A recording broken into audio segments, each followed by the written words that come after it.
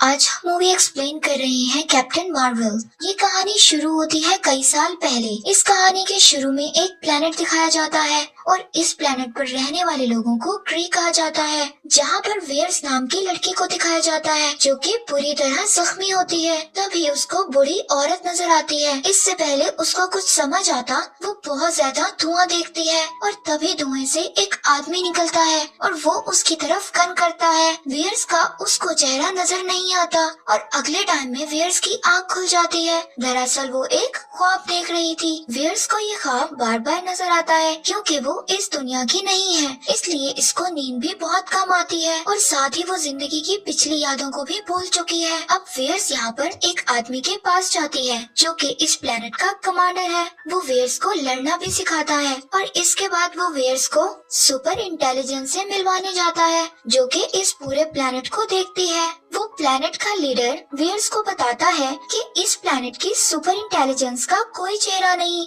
जो चेहरा तुम्हारे दिमाग में होता है, जिसके बारे में तुम बार बार सोचते हो, वो उसी शक्ल में तुम्हारे सामने आती है। अब वेयर्स उस जगह पहुंच जाती है जहां पर वो सुपर इंटेलिजेंस थी। वो वेयर्स के सामने उसी बुरी औरत की शक्ल में आती है जो बार बार उसको ख्वाब में नजर आती है। वो वेयर्स को बताती है कि हमारे लोग और हमारा प्लेनेट खतरे में है। एलियन स्क्रल्स जो कि एक एक करके मुख्तलिफ प्लेनेट पर कब्जा करते हैं, जो किसी भी शक्ल में आ सकते हैं, वो हमारे प्लेनेट पर कब्जा कर सकते हैं और हमारे प्लेनेट को खत्म कर सकते हैं। हमें उन एलियन स्क्रल्स को खत्म करना होगा। इसके बाद वेयर्स ग्रीक की आर्मी के साथ और उनके कमांडर के साथ उस प्लेनेट पर निकल पड़ती है जहाँ पर स्क्रल्स थे। प्लेनेट का लीडर वेयर्स को बताता है कि एक जासूस जो कि पिछले 3 साल से एलियन स्क्रल्स के कब्जे में है, उनके बीच में है और हमें किसी भी कीमत पर उसको उनसे बचाकर लाना होगा। ये सब के सब उस प्लेनेट पर पहुँच जाते हैं। वेयर्स उस जासूस तक पहुँच जाती है जिसे वो सब लोग यहाँ से लेने आए थे।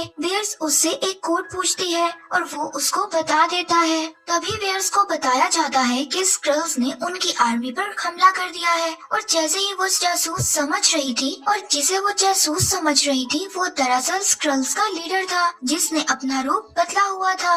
वो एलियन स्क्रल्स वेयर्स को बेहोश करके अपने शिप में ले जाते हैं जहाँ पर वो एक मशीन की मदद से वेयर्स के दिमाग पर उनकी पुरानी यादों को जानना चाहते हैं, जिनके बारे में वेयर्स खुद भी भूल चुकी है। उसे पता चलता है कि वेयर्स पहले अर्थ पर थी, वो एक पायलट थी। यहाँ पर उसके साथ एक और लेडी होती है और ये वही लेडी होती है जो वेयर्स को बार बार ख्वाब में नजर आती थी। स्क्रल्स एलियन का लीडर इसके बारे में जानना चाहता था कि वो अपने लोगों से लोकेशन को पता लगाने का कहता है कि ये कहाँ जा रहे हैं, लेकिन इनसे पहले ये ऐसा करते वेयर्स अपने सेंसेस में वापस आ जाती है। वो अपने आप को आजाद करके उन स्क्रल्स पर हमला कर देती है। वो उससे पूछती है कि तुमने मेरे दिमाग में क्या डाला। वो कहता है कि मैंने तुम्हारे दिमाग में कुछ नहीं डाला, ये सब कुछ पहले से तुम्हारे दिमाग में है। मैं सिर्फ उस डॉक्टर और लाइट स्पीड इंजन के बारे में जानना चाहता हूँ। तुम्हें अपने माजी के बारे में कुछ पता नहीं है। तुम ग्रीकी लोगों की बातों में फंस चुकी हो और यहाँ पर जितने भी एलियंस होते हैं वो वेयर्स पर हमला कर देते हैं। इस बीच स्पेसशिप में खराबी आ जाती है। तभी सभी एलियंस वहाँ से भाग जाते हैं और वेयर्स का जो स्पेसशिप था वो अर्थ पर जाकर क्रैश हो जाता है। यहाँ अर्थ पर आने के बाद वेयर अपने लोगों को बताती है कि वो अर्थ पर है और वो जल्दी आकर उसको यहाँ से ले जाएं। वो कहते हैं कि हमें वहाँ आने में 22 घंटे लगेंगे, तुम्हें हमारा इंतजार करना होगा। अब यहाँ पर वो 2 एजेंट आ जाते हैं और वेयर्स के बारे में पूछने लगते हैं। वो उन्हें बताती है कि वो क्री से है और वो स्क्रल्स को खत्म करना चाहती है। हालांकि उन दोनों एजेंट्स को उसकी बातों को समझ नहीं आती और तभी वेयर्स को एक स्क्रल नजर आता है। वो उसका पीछा करने लगती है जो कि अपना चेहरा बदलकर ट्रेन में बैठ जाता है, लेकिन वेयर्स उसको पहचान लेती है। उन दोनों के बीच में बहुत लड़ाई होती है और तभी स्क्रल एलियन के पास से एक मेमोरी डिवाइस गिरती है। ये वही मेमोरी डिवाइस होती है जिसमें वेयर्स की यादें थी और वो स्क्रल यहाँ से भाग जाता है। अब वहीं पर वो 2 एजेंट्स को दिखाया जाता है जो कि अपनी कार से ट्रेन का पीछा पीछा कर रहे थे, पर तभी उसको एक कॉल आती है और ये कॉल होती है उसके साथी यानी दूसरे एजेंट की। इसका मतलब जो इसके साथ कार में था वो उसका साथी नहीं था बल्कि एक स्क्रल था जो कि अपना चेहरा बदलकर उसके साथ बैठा था। तभी वो एजेंट जानबूझकर अपनी गाड़ी का एक्सीडेंट कर लेता है जिसमें वो स्क्रल मारा जाता है और उस एजेंट की आंख पर चोट भी लग जाती है। अब वो एजेंट स्क्रल को एक लैब में ले जाता है जहाँ पर उसका बॉस भी आता है। उसका बॉस उसको इस मिशन पर काम करने का कहता है और सारी इंफॉर्मेशन देनी होगी, इसका पता किसी को ना चले, ये खुफिया मिशन होगा। वहीं हम वेयर्स को देखते हैं, वो उस मेमोरी डिवाइस को जो कि इस स्क्रल के पास से मिला था जब अपने हाथ के गैजेट में डालती है तो उसमें एक बार का नाम आता है। अब वेयर जबकि उस बार में जाती है उसको अपने माजी की कुछ यादें दिखाई देती हैं। दरअसल वो पहले भी यहाँ आ चुकी थी और अब यहाँ पर वो एजेंट भी आ जाता है। ये दोनों यहाँ पर एक एयरबेस की तस्वीर को देखते हैं, इसलिए वो इस एयरबेस तक पहुँच जाते हैं जहाँ पर वो एजेंट वहाँ की सिक्योरिटी को अपना कार्ड दिखाता है। अब यहाँ पर इन दोनों को एक कमरे में ले जाया जाता है जहाँ से ये दोनों एक बहुत बड़े स्टोर में जाते हैं जिसके अंदर बहुत सारी खुफिया फाइल्स होती हैं। यहाँ पर एक फाइल उसी डॉक्टर वेंडी लोसन की भी होती है जिसमें उस डॉक्टर के बारे में और लाइट स्पीड इंजन के बारे में कुछ नोट्स होते हैं। ये नोट्स उसने मुख्तलिफ जुबानों में लिखे हुए थे। अब वेयर्स को समझ आ जाती है कि डॉक्टर वेंडी लॉसन एक क्रे थी, ना कि एक इंसान। उसकी फाइल पढ़कर वेयर्स को पता चलता है कि कुछ साल पहले लाइट स्पीड इंजन लेकर यहाँ से भाग गई थी। उनके साथ एक और पायलट भी थी। डॉक्टर लॉसन वही है जो वेयर्स के ख्वाब में आती है। यहाँ पर एजेंट को दिखाया जाता है, वो अपने बॉस को बताता है कि वो वेयर्स के साथ एक एयरबेस पर है। उस एजेंट का बॉस जल्दी उस जगह पर पहुंच जाता है और जब वो उससे बात करता है तो उस एजेंट को समझ आ जाता है कि ये उसका बॉस नहीं है बल्कि एक स्क्रल है जो कि उसके बॉस की शक्ल में वेयर्स को यहाँ पर पकड़ने आया है। अब वो एजेंट यहाँ पर उसको बातों में लगाकर वहाँ से चला जाता है पर वो स्क्रल उसे एक बार फिर वहाँ पर पकड़ लेता है। इससे पहले वो इस एजेंट को मारता वहाँ पर वेयर्स आ जाती है और उस एलियन पर हमला कर देती है और उस एजेंट को यहाँ से एक प्लेन में ले जाती है। अब ये दोनों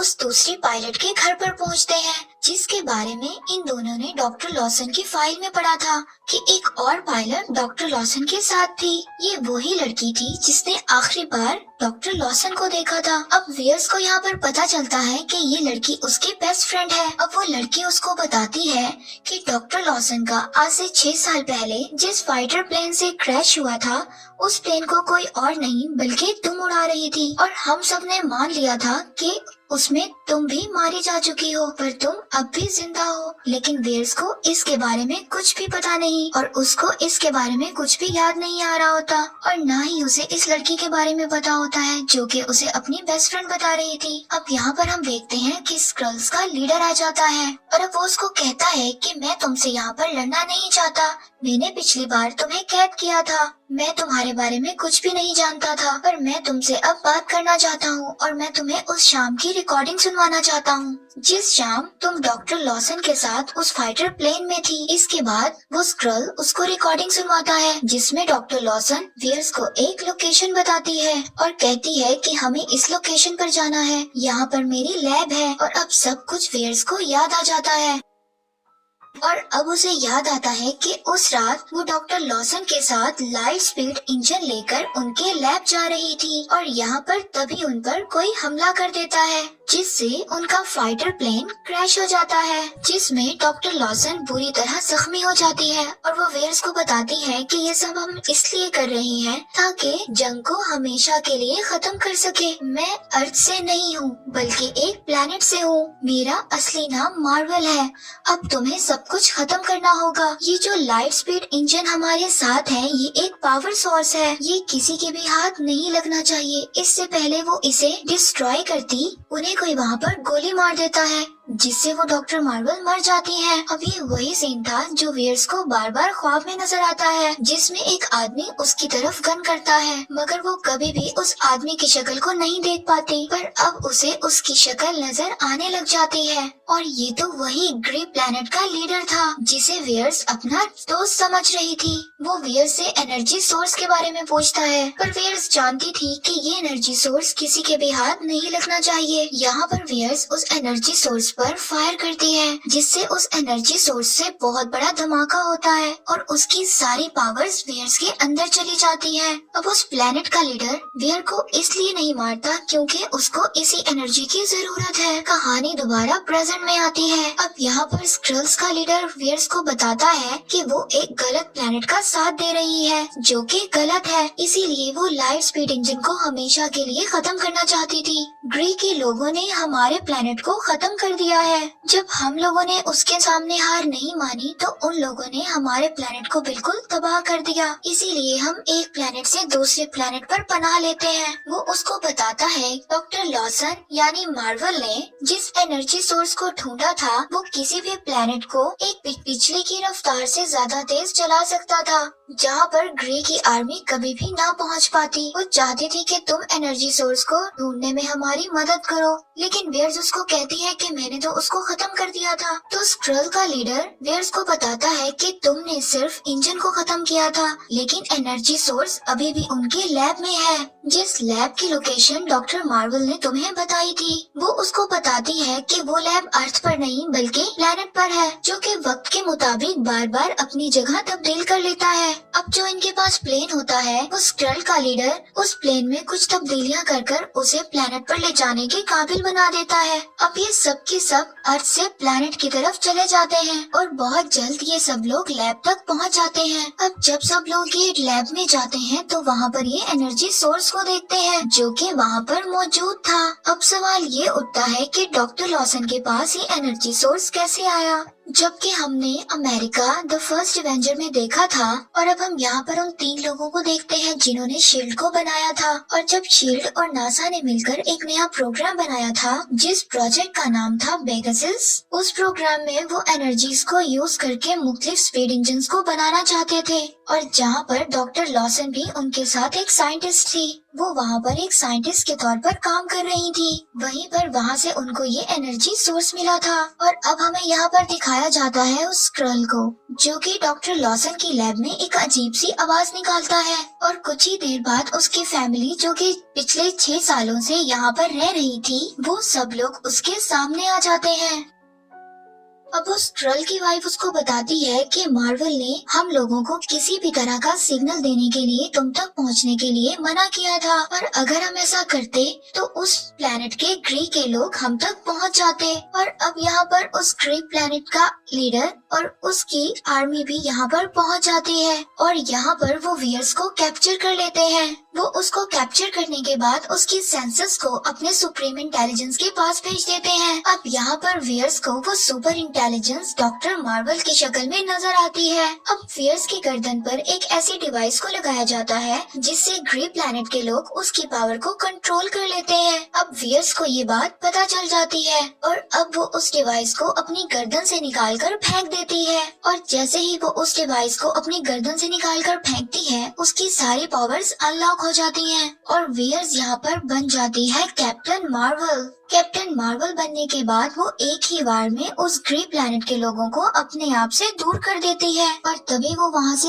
इंजन सोर्स लेकर उस एजेंट के पास चली जाती है और उसको कहती है, इसको लेकर तुम यहाँ से चले जाओ। उस एजेंट के हाथ में डॉक्टर लॉसन यानी मार्वल की एक बिल्ली होती है। दरअसल वो एक बिल्ली नहीं बल्कि वो एक एलियन है और वो बिल्ली उस इंजन सोर्स को निकल जाती है। इसके बाद एजेंट और वो लड़की, जो कि वियर्स को अपना दोस्त बताती थी, सभी स्क्रल्स को लेकर वहाँ से निकल जाते हैं और उस लैब को वहाँ पर तबाह कर देते हैं और एक ब्लास्ट कर देते हैं। अब उस प्लैनेट ग्रे का लीडर भी उस एनर्जी सोर्स को हासिल करना चाहता था और वो उसको हासिल करने के लिए अपने फ्लाइंग ऑब्जेक्ट से उनका पीछा करता है। अब कैप्टन मार्वल उसके फ्लाइंग जेट को पकड़ लेती है, लेकिन वो ग्रे का लीडर उसको वहाँ से गिरा देता है। इससे पहले वो अर्थ पर जाती वो अपने दिमाग को पूरी तरह से पुरसुकून कर लेती है, जिससे वियर्स यानी कैप्टन मार्वल अपनी उड़ने की पावर को जानती है। इसके बाद वो उस लीडर के प्लेन को क्रैश कर देती है। उसी तरफ हमें अर्थ के दूसरी साइड पर दो लोगों को दिखाया जाता है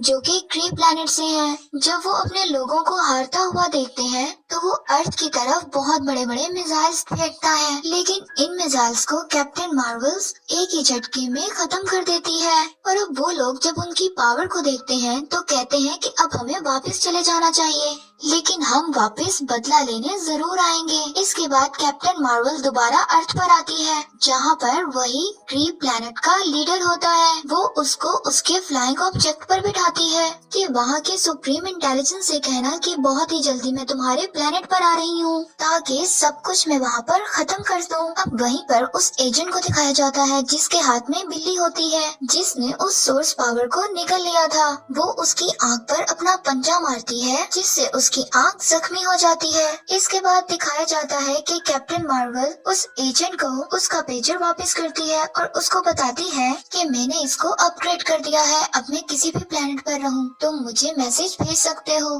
पर मैसेज तभी भेजना जब बहुत ज्यादा इमरजेंसी हो। इसके बाद कैप्टन मार्वल स्क्रल्स के साथ उनके स्पेसशिप पर उनका नया घर ढूंढने के लिए अर्थ से निकल जाती है। अब उस एजेंट को दिखाया जाता है कि जिसकी आंख पर बिल्ली ने पंजा मारा था अब वो अपनी आंख को वहाँ पर कवर कर रखता है। वो अपने साथी को कहता है कि हम लोगों को नहीं पता कि अर्थ पर और कौन कौन रहता है, इस बार तो हमें कैप्टन मार्वल ने बचा लिया, लेकिन हमें इसी तरह और भी बहुत सारे सुपर हीरोज की जरूरत है। हमें सुपर हीरोज की एक टीम बनानी होगी। और एट द एंड हमें सीन में दिखाया जाता है कि वो बिल्ली जिसने एनर्जी सोर्स को खा लिया था, अब वो उस एजेंट के टेबल पर वो बिल्ली उस एनर्जी सोर्स को दोबारा वहाँ पर उगल देती है। इसी के साथ यहीं पर ये मूवी एंड हो जाती है। आई होप सो आपने इस मूवी को एंजॉय किया होगा।